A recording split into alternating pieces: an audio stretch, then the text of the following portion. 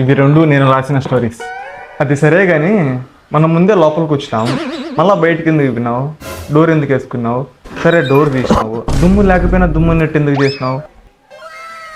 నీకు బుక్స్ అక్కడ ఉన్నాయని ముందే తెలుసు, మళ్ళీ ఎందుకు మొత్తం చూసినావు రూమ్ అంతా? ఇప్పుడు నేను అవన్నీ ఎందుకు చేశానో చెప్పాలా, లేదంటే మనం వచ్చిన పని గురించి చెప్పాలా? మనం వచ్చిన పని గురించే చెప్పలే. వెల్కమ్ టు లో బడ్జెట్ డైరెక్టర్ ఎపిసోడ్ 8 పార్ట్ 1. నేను స్టార్టింగ్లో అసలు స్టోరీ రాసేవాడనే కాదు, మైండ్లో గుర్తుపెట్టుకోవడం, డైరెక్ట్ షూట్కి వెళ్ళిపోవడం. గ్రేట్ బ్రో, స్టోరీ రాయకుండానే మొత్తం గుర్తుపెట్టుకున్నావు.